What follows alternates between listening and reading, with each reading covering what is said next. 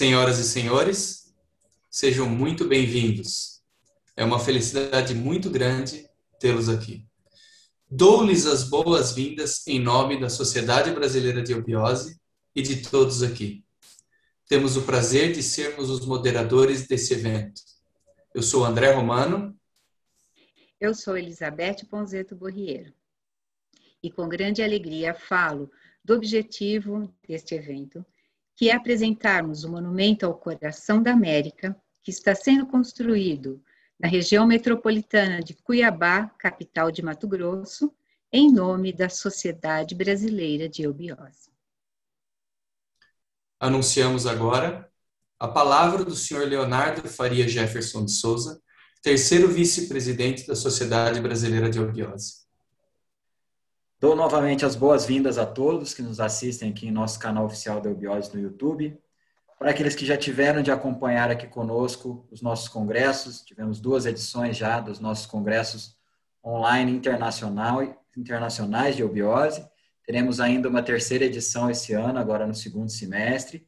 Estamos aqui hoje inaugurando um novo formato em nosso canal, com este painel, com diversos palestrantes, onde o objetivo principal é apresentarmos o Monumento à Obiose como exaltação que a Sociedade Brasileira de Obiose vem prestar à paz, ao amor e à sabedoria, pilares da humanidade de amanhã e legenda do movimento internacional de Obiose.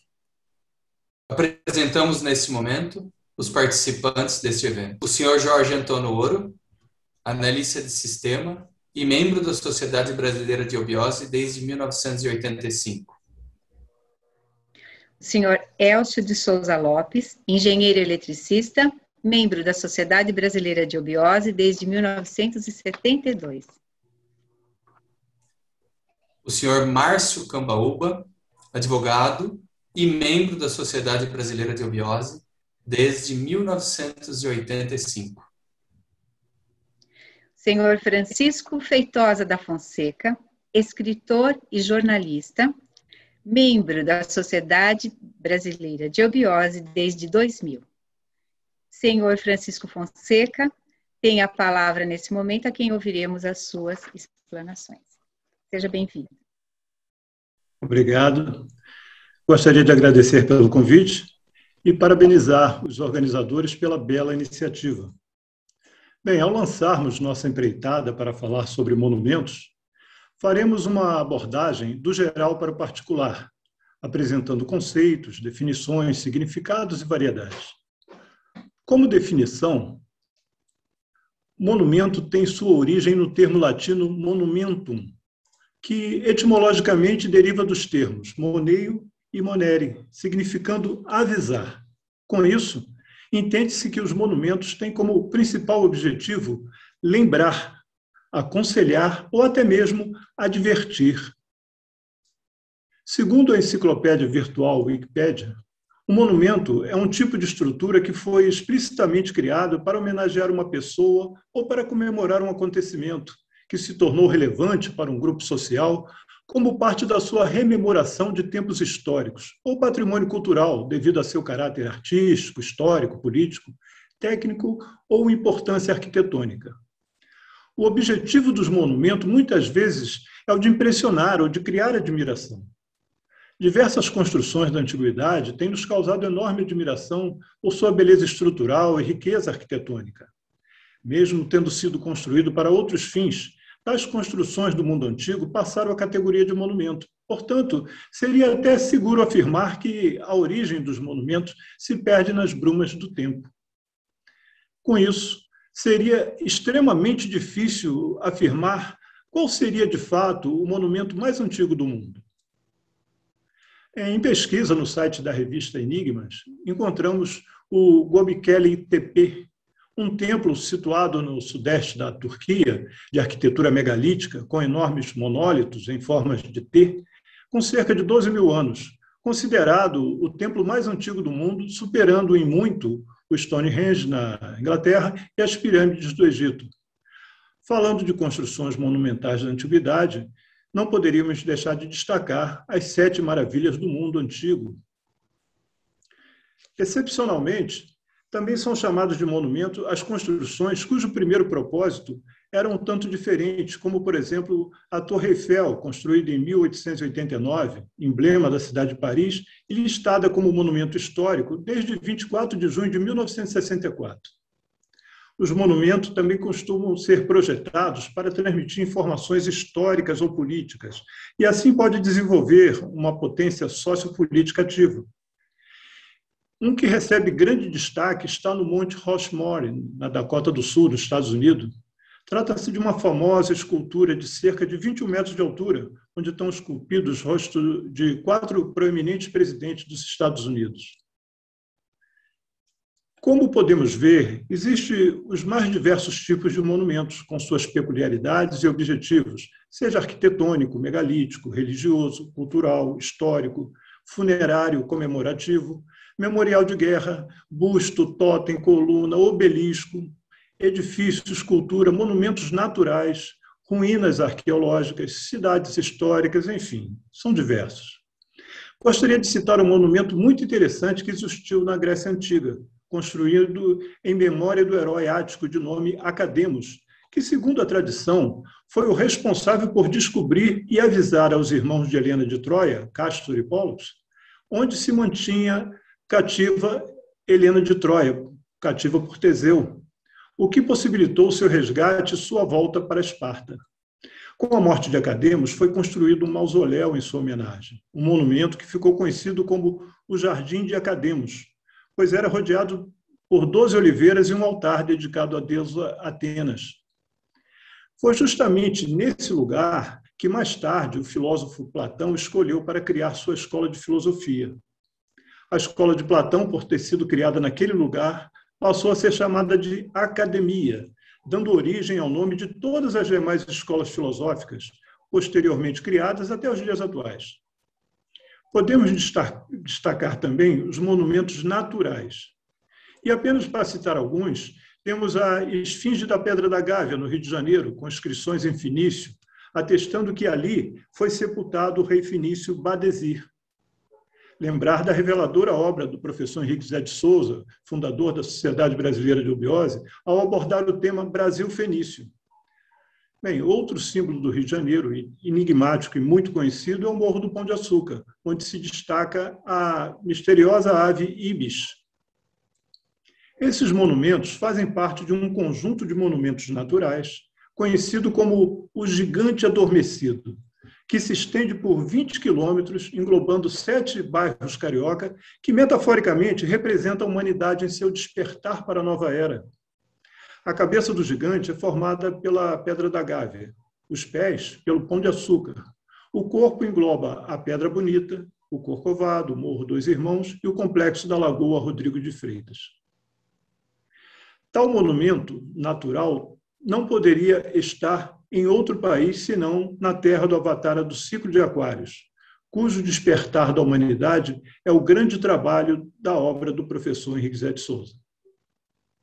Ainda falando em Brasil fenício, citaremos a enigmática cidade perdida de Acacor, ou de Ratanabá, na Amazônia, com diversas pirâmides e templos atlantes ocultados pela selva.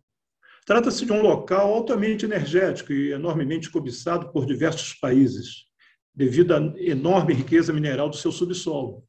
Haja vista o incansável interesse de internacionalização da região amazônica, com o pretexto de defesa ecológica. Nessa região estão as famosas Minas do Rei Salomão, de onde foi extraído pelos fenícios todo o ouro que decorou o Templo de Salomão.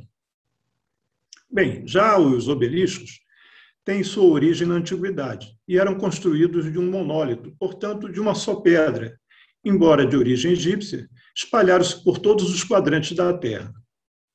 No aspecto extrafísico, os obeliscos também representam proteção para o local ou para um templo. Seus antigos construtores acreditavam que essa grande construção conseguia auxiliar no trabalho de reduzir ou até mesmo dissipar as energias negativas. Na arquitetura, os obeliscos têm um simbolismo fálico, portanto, masculino.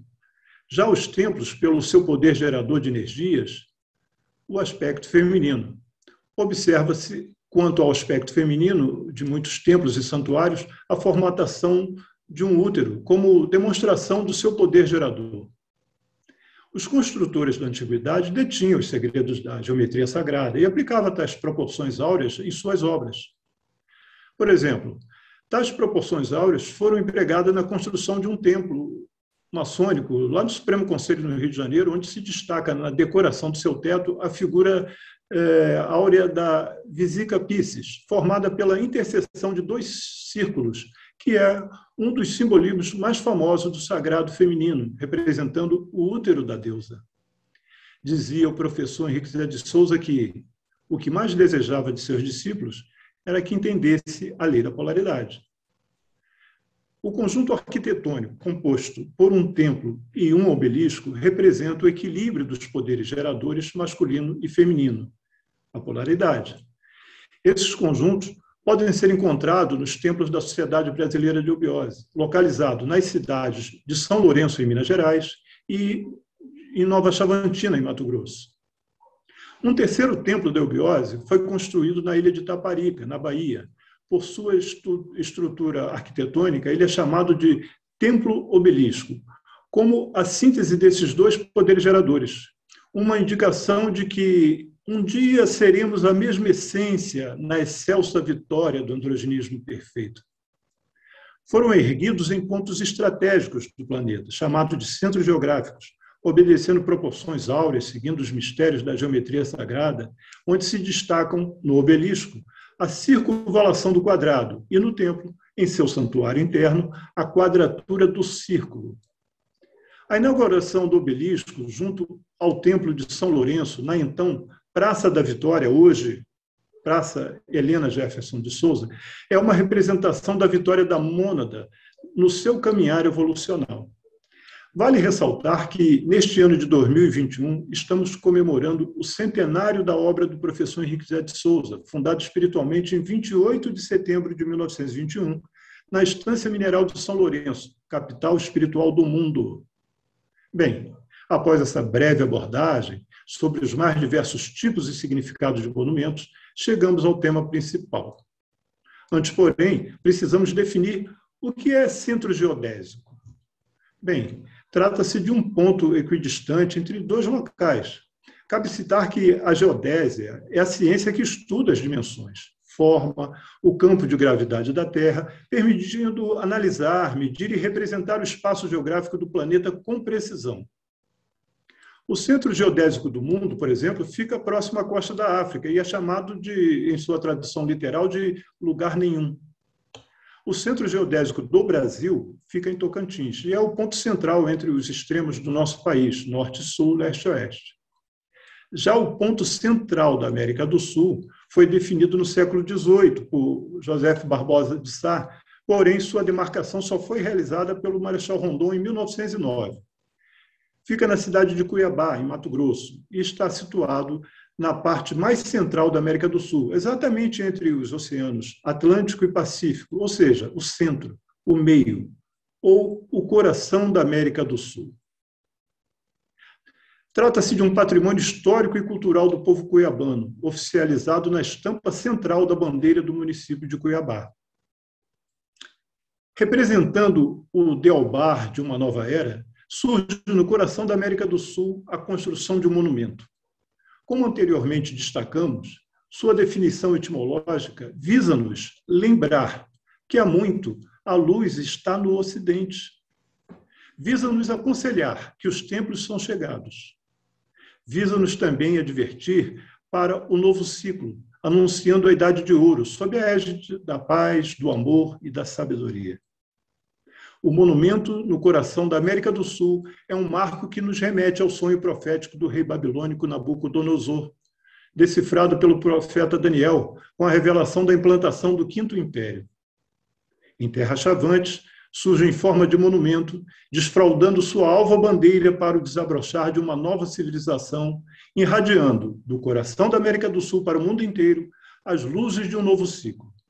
De certo, causará enorme admiração pela beleza de suas linhas e de sua estrutura arquitetônica, porém, tocará ainda mais fundo ao coração daqueles que, ao contemplá-lo, com olhos de ver, despertarão ao perceberem o seu real simbolismo. Finalizamos essa exposição com as palavras do professor Henrique Zé de Souza. Defender a América e o Brasil é defender para a humanidade a terra generosa de onde brota a esplendente árvore de um novo e glorioso capítulo da civilização. Obrigado.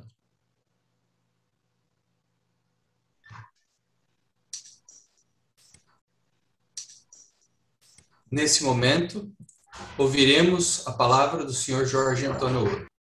Meus irmãos, e é justo, lícito, é certo tratá-los por meus irmãos, porque somos irmãos em humanidade, irmãos de humanidade, irmãos em trabalho, irmãos em objetivo, irmãos sobre vários aspectos, várias formas. Obrigado pela oportunidade, pelo convite, é um privilégio poder estar aqui conversando com vocês, e principalmente sobre um assunto assim tão sublime, um assunto tão importante, um assunto tão aguardado, um assunto tão necessário quanto este de consolidar, de tornar visível uma realidade para a qual se vem trabalhando há milênios, como muito bem levantado pelo Francisco Feitosa em sua fala de alguns instantes. A questão é: qual a finalidade de construir um monumento? Qual a finalidade? Para que a gente consiga colocar elementos para essa compreensão de parte de todos nós, então, primeiro, é necessário estabelecer uma diferença muito clara que existe entre invisível e inexistente. O invisível, assim, do latim invisibilis, é formado por in, né, que é não, né, o visus, que é o visto, e o evil, que é aquilo que pode. Então, visível é aquilo que pode ser visto, invisível é só aquilo que não pode ser visto. Não significa que é aquilo que não existe. Existir, etimologicamente, ex para fora, e o sistere é tomar posição, sabe? Assim, estar fixo. Então, existir é você tomar uma posição exteriormente. Quando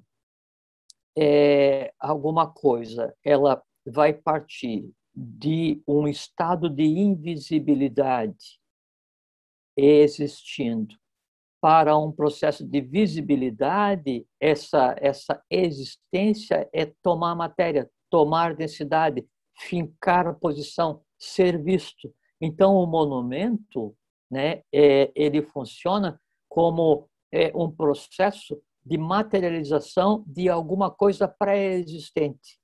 E o Francisco Feitosa, ele trouxe vários exemplos de monumentos ao longo da história, que no momento em que é construído, ele ainda não é compreendido, mas ao longo do tempo ele passa a ser compreendido e passa a ser tratado como monumento, porque ele permite a revitalização, a revivificação daqueles eventos que culminaram com a construção de um corpo físico que representa uma realidade.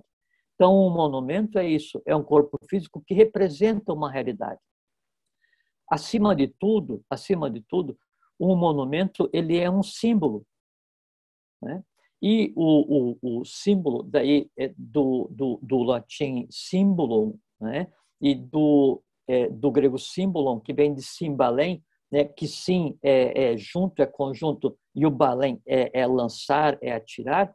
Na sua origem representava o seguinte: era como se fosse uma chave, uma senha, um segredo. Era uma peça qualquer, dividida em duas partes. Uma parte ficava com uma pessoa e a outra com outra pessoa. Quando unia-se as duas partes, né, então aquilo representava a materialização de uma senha que dava acesso a alguma coisa. tem várias histórias, né? Todos vocês conhecem. Então, o anel que é separado em duas partes, quando une, daí desperta a coisa mágica e desperta o gênio, né? A história, as lendas, os contos estão permeados de exemplos desse tipo. Então, o símbolo é aquilo que, em separado, ele existe, mas ainda não é compreendido. Quando unificado, ele existe e é compreendido. Por exemplo, o número 1, ele é um símbolo incompreendido. Tem a cifra, que é o 1, que é o corpo, e tem o espírito ou a alma, o que se queira daí do número 1, que é o quê? Que é o que ele significa, que é a unidade. Pegamos o ser humano. O ser humano é um símbolo. Fisicamente, a gente vê uma parte e há a contraparte, há o complemento do ser humano, que assim, é o invisível nele, que é a parte humana, é a parte divina. Quando se une essas duas partes, o visível e o invisível, então aquilo passa a fazer sentido. Então aquilo passa a ser compreendido. Então, o símbolo, ele só tem sentido quando as duas partes se tocam, para que, em sendo percebido na sua integralidade, ele possa, então, exercer a função de monumento, para fazer com que as pessoas lembrem daquilo. Nesse sentido, então, o Feitosa, ele falou há pouco do centenário do trabalho sendo realizado no Brasil através da instituição fundada pelo professor Henrique José de Souza e senhora Helena Gerson de Souza, em Niterói, em 10 de agosto de 1924, no Rio de Janeiro, né? Então, quando a gente fala em centenário, a gente está falando em 100 vezes a ocorrência do quê? De um aniversário. Aniversário, ano e vértere. Vértere é girar, é voltar sobre si mesmo. Então, é uma elipse, né? Uma espiral construtiva que vai tendendo a fazer com que essas realidades invisíveis tornem-se visíveis, fazendo com que uma parte do que é conhecido e visto, por exemplo, o que aconteceu também quando citado em 1924, que foi a fundação material desse trabalho que tem por foco irradiador para o mundo inteiro, o Brasil. Então, 1921 a parte invisível, 1924 a parte visível. Só que daí a cada ano, né, uma corda, né, uma volta dessa espiral, ela é caminhada, ela é preenchida, ela é trabalhada, ela é engendrada, ela é materializada, ela é vivificada e vem em direção a um apogeu e vem em direção ao apogeu. E cada vez que isso se move, gera a possibilidade de um novo símbolo, de um novo momento, de uma nova compreensão. Então se constrói um símbolo, um monumento, um templo em São Lourenço, se constrói um símbolo, um monumento, um templo em Itaparica, se constrói um monumento, um símbolo, um templo em Chabantina, isso se materializa e a espiral se move e vem andando, e vem andando, e vem andando, e chega um momento em que o foco desse trabalho de milênios, ele precisa tomar corpo, ele precisa ser compreendido, a Boa Nova precisa ser compartilhada, ele precisa ser visto por todos, né?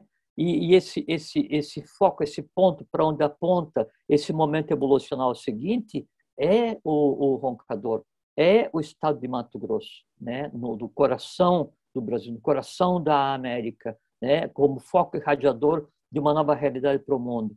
E então, toda essa realidade invisível como parte de um símbolo, ela então começa a engendrar uma parte visível desse símbolo, que é o monumento. E essa parte invisível que aponta para essa região Jaina, né, mágica do Roncador, do Mato Grosso, do Brasil. Então, também o Feitosa citou a questão fenícia, né, dos fenícios do Brasil, e essa história toda que todos nós conhecemos, né?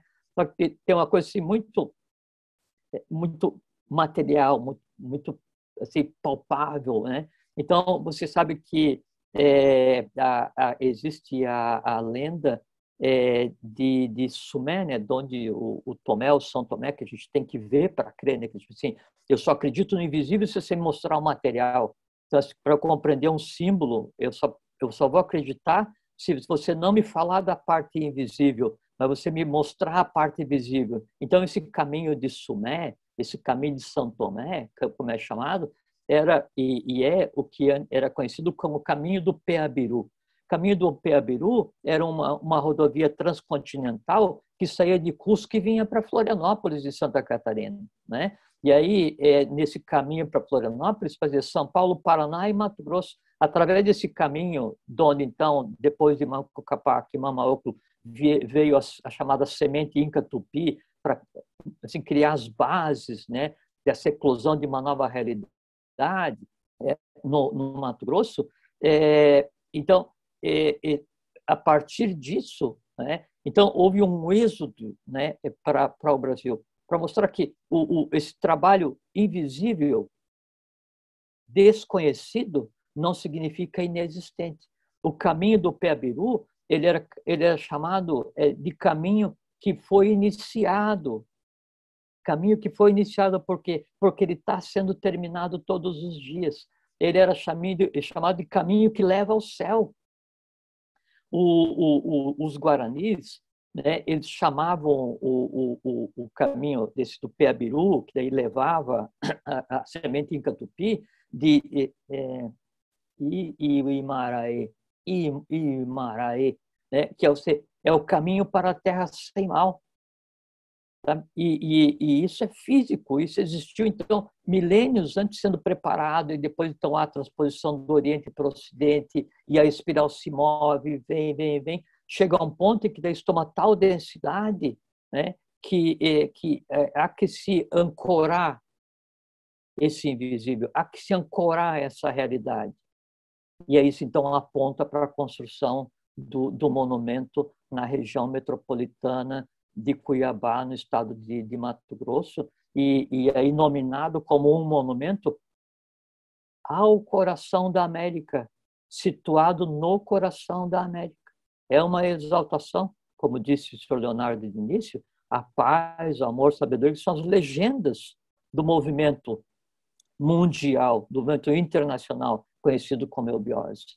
Então, esse local onde o relâmpago vai tocar o solo, esse local onde, então, agora vai se tornar visível algo que lembre as pessoas do que está acontecendo, assim, um ponto que há milênios é destinado a fazer a eclosão do futuro, da Boa Nova. Isso é o que é o monumento no coração da América, o monumento da eubiose que está sendo engendrado, que está sendo levado a efeito no estado de Mato Grosso. Por quê? Porque aí o céu se confunde com a terra.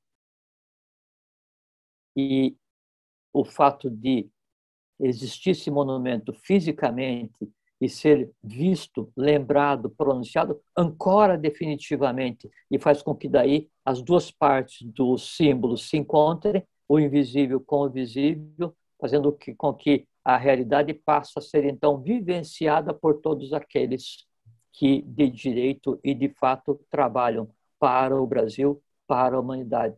Uma saudação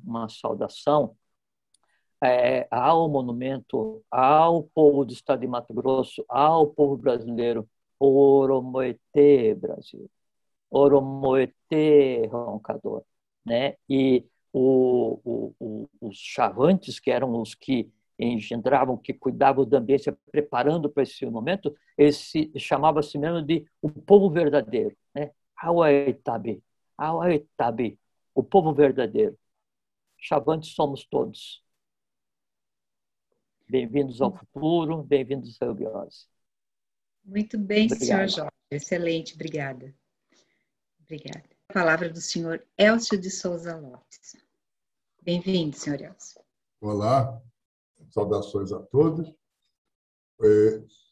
Nós já tivemos 2 palestras excelentes aí, 2 apresentações excelentes, e vou continuar agora com uma consideração um pouco pessoal de todo esse trabalho magnífico vamos dizer assim, da efetivação, da realização desse nosso monumento. eu vou apresentar a vocês algumas transparências, um monumento no coração da América, uma coisa lindíssima, uma frase belíssima, e ela vai trazer em si considerações imensas sobre tudo aquilo que a nossa sociedade brasileira de obiose, o legado de Henrique José de Souza e Helena Jefferson de Souza, eles trouxeram ao mundo, tiveram a audácia, vamos dizer assim, de trazer ao mundo, criando para nós todos uma nova etapa evolucional. Esse monumento, então, ele vai ser um monumento, ele vai homenagear 3 sistemas geográficos, que são 3 regiões sagradas, cidades que estão no entorno da construção desses nossos 3 templos, em São Lourenço, em Itaparica e no Roncador, e ele vai enaltecer também os 7 raios de sabedoria.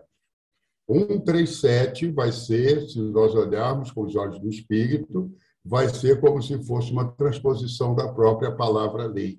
E essa lei vai ser exatamente a lei justa e perfeita, vai ser a lei universal, baseada na sabedoria iniciática das idades, que vai reger o destino de todos os povos de que tem registro a nossa história humana. Passando para a próxima, então, nós podemos ver esse trecho do escritor russo Dostoiévski para mostrar que isso aí não é um anseio apenas de brasileiros, não é um anseio apenas de pessoas pertencentes à sociedade brasileira de obiose. Esse monumento vai trazer em si, vamos dizer assim, uma espécie de uma introdução, uma espécie de uma plasmação e de uma realização, e como foi muito bem explicado, ao longo dos anos, ao longo dos séculos, vamos dizer assim, esse monumento vai trazer para nós toda uma síntese do trabalho que está empenhada a nossa sociedade mental espiritualista. Todos os povos, então, vão ter relação com esse monumento. Ele vai ser erigido no coração da América do Sul, ele vai ser, vamos dizer assim, direcionado para a nossa instituição, para afirmar esses valores que nós trazemos, mas eles não são exclusivos do Brasil, eles são pertinentes ao mundo inteiro. Pode passar o próximo, por favor. Então, quando eu falo em postos representativos, que vai ser o equivalente àquela 1, 3, 7, um monumento, 3 sistemas geográficos, 3 templos, e aí seriam os 7 postos representativos. São locais especiais na face da Terra, que vai fugir um pouco da nossa exploração, mas a partir desses locais são regidos, vamos dizer assim, os destinos espirituais de todos os povos do mundo. Eles trabalham em sintonia com o que nós vamos chamar de um 8º posto representativo, que nós podemos considerar o Planalto Central do Brasil, abrangendo a região de Cuiabá. Obviamente, quando eu falo de um esquimol, quando eu falo de um cidadão lá antigo da Austrália, aqueles habitantes primeiros, eu falo de culturas totalmente diferentes. É por isso que eu posso citar o livro do Coríntios, de São Paulo, que a diversidade de dons, mas o espírito é sempre o mesmo. E que espírito vai ser esse? Ele vai ser baseado exatamente naquela projeção do número 137, que vai ser a própria lei universal. É essa lei que vai reger o destino de todos os povos. Esses 7, vamos dizer assim, pontos capitais no mundo, distribuídos no mundo inteiro, eles vão ser, de certo modo, regidos e referendados a um 8º ponto que nós vamos considerar que fosse o Planalto Central do Brasil. É a partir dali que vai se irradiar uma nova civilização, vão se irradiar novos protótipos humanos que vão ser baseados numa burilação do mental. Nós vamos chamar essas criaturas de bimânicos e atabimânicos, ou vamos chamar simplesmente de raça dourada. Então, aquilo que eu chamo de Quinto Império, aquilo que eu chamo de ponto referente, ou seja, aquilo que vai ser traduzido através dessa profecia que Ezequiel decifrou, tá certo? Esse ponto, então, ele vai fazer jus a alguma coisa que vai nascer no coração do Brasil, vamos dizer assim, mas vai se irradiar para o mundo inteiro. Então, ele não é um monumento exclusivamente da eubiose, ele não é um monumento exclusivamente pertinente ao solo brasileiro.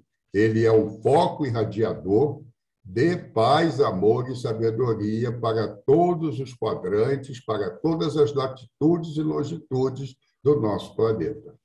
Pode passar ao próximo, por favor.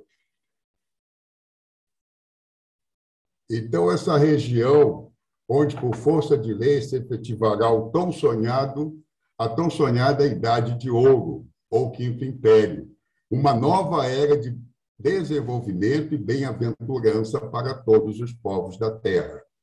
É dito que essas duas raças que virão, bimânica e atabimânica, elas serão filhas das dores e esperanças de toda a humanidade. Quando nós analisamos, vamos dizer assim, a matriz genética do nosso país, nós vemos que todos os povos do mundo têm alguma contribuição direta ou indireta na formação daquilo que eu chamo o homem brasileiro. Então, esse homem brasileiro, geneticamente, ele vai trazer em si semente chavante, semente inca, semente ibérica, tá certo? Que por si só já é um somatório imenso de várias sementes. Então, essa região, esse Planalto Central, esse Quinto Império, eles vão congregar todos os sonhos e todas as esperanças. Sonhos e esperanças, eles vão se transformar em realizações e, vamos dizer assim, convivências do dia a dia de cada um. Pode passar o próximo. Então, quando eu vejo todos esses sonhos, eles ficam simbolizados principalmente dentro do próprio emblema da nossa Sociedade Brasileira de Eubiose. Tá certo? Eu tenho lá em cima uma coroa com esses 7 dons do Espírito Santo, com esses 7 postos representativos que nós todos almejamos. Eu vejo também essa espada, que ela por si só vai fazer o papel como se fosse do próprio número 1, só tem que essa espada é como se essa unidade se irradiasse para os 4 quadrantes, se irradiasse em todas as latitudes e longitudes. E esse aspecto central que nós estamos vendo, que vai ser esse coração, vamos dizer assim, flamejante, ele vai significar todo o conceito de lei aplicado na etapa evolucional dentro do mundo atual. Ele vai significar, vamos dizer assim, a ligação direta com todos os valores de etapas evolucionais mais evoluídas que já existem na face da Terra, mas não na superfície. Vão ser ligados diretamente com o próprio reino de Agartha, e suas 7 cidades, seus 7 estados de consciência, mas, principalmente, dentro desse monumento vão ficar sintetizados todos esses valores. Então, quando eu vejo no aspecto taumaturgo, que vai ser a manipulação das coisas divinas, eu tenho o monumento em si. Quando eu vejo no aspecto teurgo, ele vai trazer, através dessa exaltação, dentro da taumaturgia, uma união com valores maiores que vão se irradiar não só para o Brasil, mas principalmente para o mundo inteiro também. Todos os povos da Terra seriam beneficiados com a construção desse monumento. Por quê? Porque, a partir desse local especial, isso tudo vai se irradiar de uma maneira primorosa e vai atingir o mundo inteiro. Obrigado. Bom, ouviremos agora a palavra do senhor Márcio Cambaúba. Bem-vindo. Saudações a todos que nos dão a honra de participar deste evento. E eu não posso deixar de agradecer ao casal Henrique e Helena, que são os fundadores da eubiose, que trouxe essa coisa fantástica ao mundo, que é a eubiose. Também agradeço a presidência da Sociedade Brasileira de Eubiose, na pessoa do senhor Leonardo Jefferson, que sempre nos tem apoiado o trabalho, o projeto de construção deste monumento. do monumento que estão descrevendo. E também agradeço a nossa irmã Irene Marcos Alexandria, que há 5 anos trabalha de uma forma tenaz para a construção do monumento eubiose. Estendo esse agradecimento também aos nossos colaboradores, Gisele, Valéria, Elizabeth, André Romano, Feitosa, Elcio, Jorge, Ouro. E, se eu for continuar enumerando, é uma pleiade de abnegadas pessoas que realmente não medem esforços para cumprir essa coisa belíssima que é trabalhar em prol do bem, do bom e do belo, que é a eubiose. Um monumento no coração da América. Olha que coisa interessante. Por que um monumento ao coração da América? Um monumento ao coração da América. Um monumento no coração da América está no sentido de dentro da América, num lugar. E por que disso? Porque está justamente no centro geodésico, como já foi dito por todos os outros 3 que me antecederam, Feitosa, Ouro e Elcio.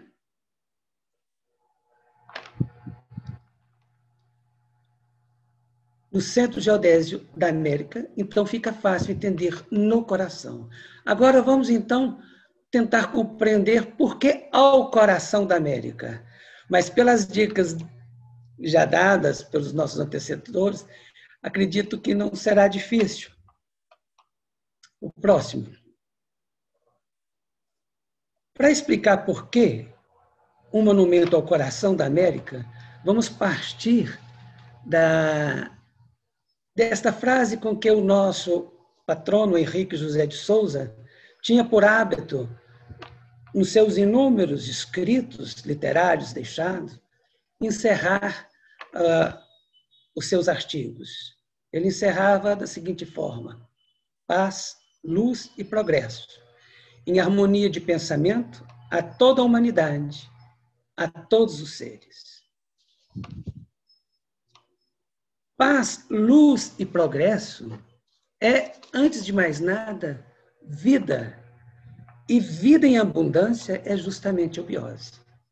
Se é um bom conceito para a eubiose, é justamente dizer que a eubiose é vida, né? E nada como paz, luz e progresso como uma síntese, como uma apoteose do viver, né? Porque luz, paz e progresso traduz uma felicidade plena. Em harmonia de pensamento, porque um sonho sonhado por um, como diz Alhures, é só um sonho. Mas um sonho sonhado por muito é realidade. É egrégora, a formação das egrégoras é justamente uma harmonia de pensamento num sentido só. E a toda a humanidade de todos os quadrantes, do norte, do sul, do leste, do oeste, do nadir, do zenite, do ocidente, do oriente, né? Mas só a humanidade? Não, ele vai além, né? Há outros seres, inclusive, como bem diz o senhor Jorge Ouro, visíveis e invisíveis, né? A isto se destina justamente essa vida em abundância que é a eubiose. Ora, se a eubiose é justamente isso, quando eu pego e coloco ao coração da América, eu estou colocando de uma forma velada, mas velada para quem? Para quem não consegue tirar os véus, né? Porque para quem consegue já não é velada, é perfeitamente visível de que é destinada não só à América, mas ao mundo e além do mundo. Até porque as mônadas ibero-americanas são, por si só, já são formadas por diversas outras etnias, povos, costumes. Olha que coisa interessante. Nesse coração da América, no Planalto Central do Brasil, essa grande miscigenação, que é a síntese dos vários povos. Então, se eu digo ao coração da América, eu estou referendando a todo o mundo, e, como disse, além dele. Nós sabemos que quando se cumprimenta um país, quando se saúda um país, eu estou saudando a todos os seus habitantes, a todos os seus filhos. Então, se eu saúdo a América, eu saúdo o gênero humano como um todo.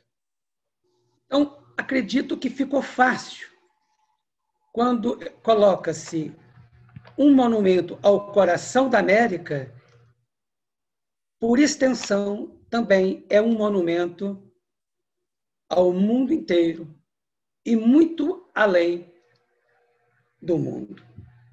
O próximo. O slide, como diz a nossa amiga, senhora Valéria, ela falou, mas esse slide está poluído, tem muitas imagens. O slide em si está poluído. Mas a ideia a qual ele vai representar, que eu quero transmitir, é justamente para demonstrar de todas as faces do monumento, ele é simples. Ele não é poluído. Todavia, ele consegue conciliar duas coisas que parecem um paradoxo, que é muita informação com pouca imagem. O slide tem muita imagem, está poluído. Mas o monumento, não. O monumento ele tem poucas imagens, mas está cheio, está repleto de simbolismo. Ele tem mais de 20 simbolismos que, olhando assim, num primeiro momento, e sem as chaves que possa decifrá-lo, não consegue percebê-lo. E o monumento consegue uma coisa interessante, que ele passa as linhas mestras do pensamento de Henrique José de Souza, né?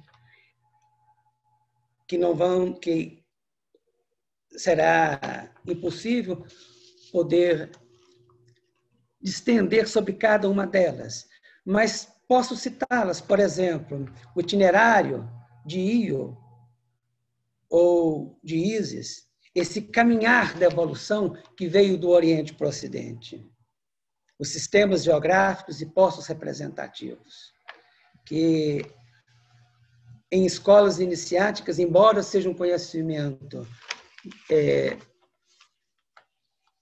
da sabedoria iniciática das idades, mas só veio ser revelado agora, no presente, por Henrique José de Souza.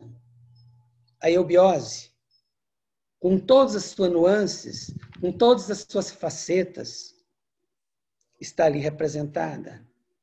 A missão espiritual, ou melhor, a missão da América, dos povos americanos, né? O ex-ocidente lux, a luz que agora se encontra nas bandas do Ocidente. E essa miscigenação, como já foi dito antes, de vários povos aqui trabalhando, aqui vivendo e aqui criando um novo estado de consciência para a humana criatura. Obrigado. Agradecemos, então, a todos os senhores que trouxeram belíssimas palavras, excelentes explanações, que deixou muito clara a importância de termos um monumento eubiose ao coração da América. Bom, estamos muito felizes e, por isso, teríamos muitas perguntas para todos vocês, mas selecionamos algumas, André, para que a gente possa aproveitar um pouco mais do que nós ouvimos. Primeiramente, ao senhor Francisco Feitosa. Excelente colocação dos monumentos. O senhor descreveu vários conceitos, tipos de monumentos que trazem valores muito importantes. Mas a minha pergunta seria, como podemos relacionar em valores monumentos naturais com monumentos projetados pelo homem? A pergunta é bem oportuna, né? Bem, um monumento projetado pelo homem, ele visa te lembrar um fato, né? Manter vivo uma memória, chamar atenção para uma efeméride, ou até mesmo homenagear algo ou alguém. Já um monumento natural é a própria efeméride em si, né? É o fato vivo, mantendo as vibrações da história, do acontecimento. É o cenário real, afastado do observador, tão somente pela simples ilusão do tempo. Um exemplo é o Taj Mahal, que é um belo mausoléu que foi construído por ordem do imperador mongol Shah Jahan para homenagear sua terceira esposa, Banu Began.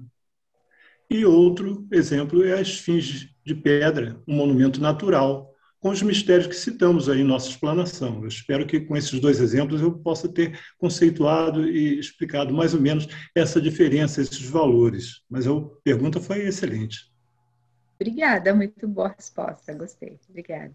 Gostaria de aproveitar e fazer uma pergunta ao querido amigo Jorge Antônio Ouro. Após uma brilhante apresentação, brilhantes comentários a respeito desse incrível monumento.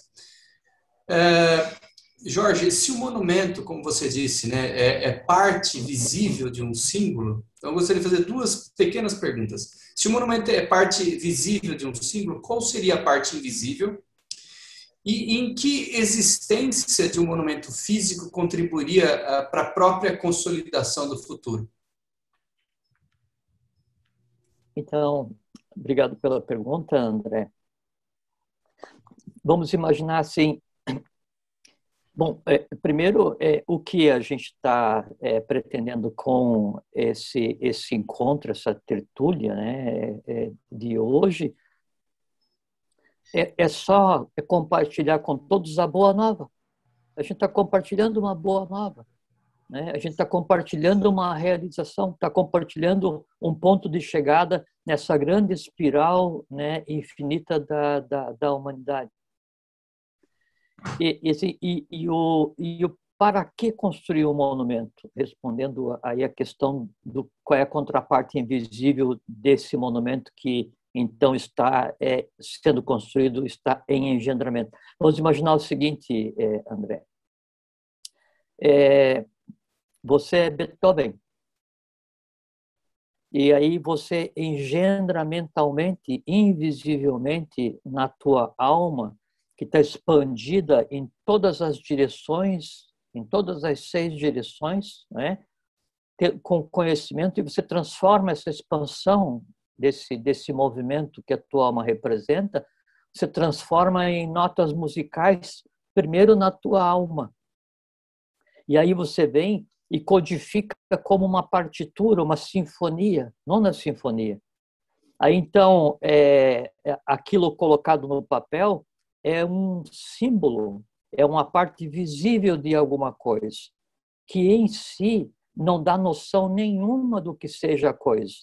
Se eu, por exemplo, vou ler uma partitura da Nona Sinfonia, eu não tenho noção da grandeza porque eu não consigo transformar aquele símbolo em som. Aí, quem compreende a partitura, você entrega aquela partitura, né, para uma orquestra, né, capitaneada por um maestro com a consciência adequada e o conhecimento adequado, e então é colocada em atividade, em ação, um poder que faz com que a parte invisível daquela criação seja experienciada por todos para o deleito de quem a ouve. E então aquele símbolo visível que não representava nada se transforma em um som completamente compreensível e traz em si o quê? Toda a grandeza do universo, toda a grandeza da divindade expressa em som. A união do invisível com o visível produz a coisa em si magnífica, produz o resultado. Então, no caso do monumento, a coisa em si magnífica está completamente engendrada. E essa grande sinfonia veio sendo escrita ao longo de milhares e milhares e milhares e milhares de anos, né? e ela é concluída. A apoteose dessa sinfonia, ela é escrita e entregue à divindade, à humanidade, pelo professor Henrique José de Souza, à espera de ser ouvida, à espera de ser compreendida.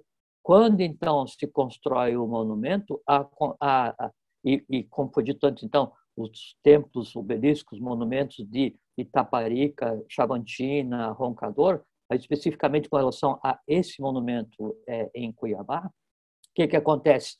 O relâmpago toca o solo. Então, é iniciado um torvelinho, é iniciado um movimento que tende a fazer com que todos ouçam a sinfonia. Por quê? Porque aquilo está se materializando. E aí, respondendo a segunda pergunta, o como isso acontece, então, se você olha para aquela alguma coisa olha de volta para você, e você pronuncia o nome dessa ciência, que é o novo dom do ciclo avatárico, a palavra eubiose, né? E essa convivência com aquela materialização faz com que aquilo se enraize, com que aquilo se ancore, se materialize, não só fisicamente onde ele está construído, mas na região, e aí cria um ciclo, né? Um processo, um círculo virtuoso de visualização, de materialização, de audição, de vivenciação do quê? De uma apoteose. De uma apoteose. É um monumento resumo, como disse o Márcio Cambaúba, ele tem em si muitas das tônicas, muitos dos mistérios do que está acontecendo, através de uma simbologia que, na medida em que é decifrada, eclode em forma de som. Uma das eclosões em forma de som, como disse o Elcio, então as raças bimânica, tabimânica, que vão ter os dois mentais e tal, como se a Atlântida redimida ressurgisse. Onde? Primeiro na alma de cada um. A eubiose é um estado de consciência, né? E a construção de uma coisa material, né? No Roncador, no Mato Grosso, em Cuiabá, faz com que a âncora seja lançada para que a nave que representa o futuro possa ser vista por todos. Por quê? Porque é direito de todos ver e usufruir e viver dentro desse estado de boa nova que é a eubiose. Isso, André. Muito obrigado bom, pela pergunta. Muito boa a explanação, excelente. Muito obrigado. Obrigada. E aí eu acredito que na sequência vem uma pergunta com base nisso, Jorge, para o senhor Elcio. Na sua explanação trouxe uma emoção, né? Essa do invisível e do visível, que teve a reflexão agora. Mas eu penso, como você poderia nos explicar como e por quê, com toda essa emoção que a gente está sentindo de existir algo assim, tão visível, como e por quê esse monumento pode exercer uma influência em todo o mundo? A partir de Cuiabá, seria Cuiabá um posto representativo dentro desse contexto global? Obrigado, Elizabeth. Muito boa pergunta. Cuiabá não é um posto representativo deste contexto global. Os postos representativos são 7 locais distintos, distribuídos pelos continentes. Cuiabá ficaria ligado ao que nós chamamos de 8ª representação da lei, uma síntese de todas elas. Cada posto seria um raio de cor do arco-íris e essa 8ª representação seria a síntese de todas as cores. Só tem que, quando eu vejo, através de uma consciência planetária, através dessa paz, amor e sabedoria expandida para fé, esperança e caridade, tá certo? É tendo fé nesse amor, é tendo a esperança também ligada com paz, amor, a paz ligada com esse primeiro aspecto. Todos eles se intercalam e eles vão expandir alguma coisa em termos de mundo inteiro. Então, pode ser qualquer cidade de qualquer continente que nós conheçamos, que existam, elas todas estão ligadas indiretamente, pelo menos, a todo esse processo mágico de exaltação desse monumento em Cuiabá. Ele foi erguido nessa região por dois motivos principais. Eu já conversei isso com o Marcos.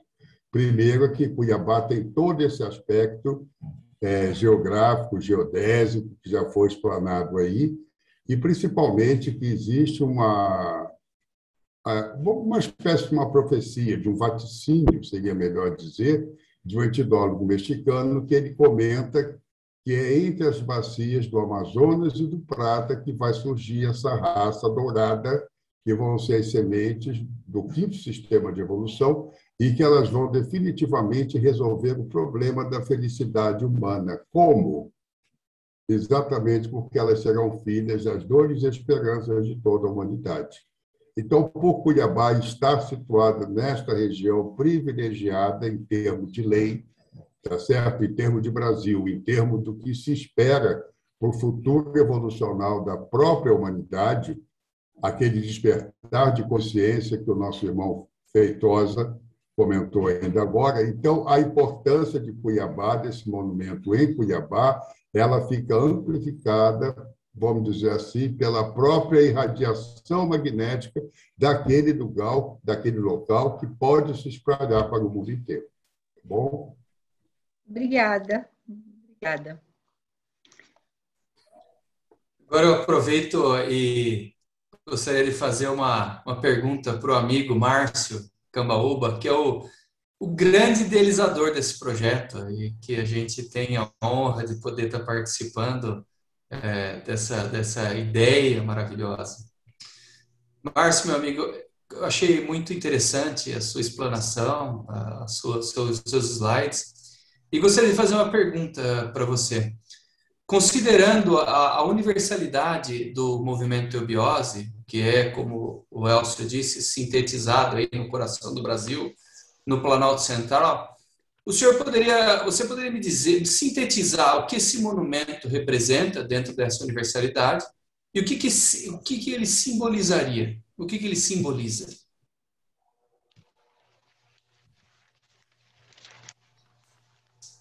Meu amigo André Romano, obrigado pela pergunta.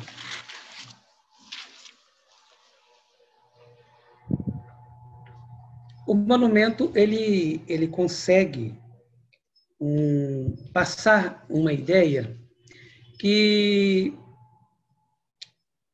através do símbolo que ele materialmente que se nós formos conversar, traduzir isso em palavras, em escrita, por exemplo, daria volumes e volumes de livros. E em palavras daria horas e horas, vamos dizer, de conversa. Mas ele consegue colocar que no Planalto Central, onde está, é um genuíno lugar no nosso planeta, assim como um cadinho, onde reúne, onde foge as características psicológicas, as experiências de todas as civilizações por onde passou a humana criatura.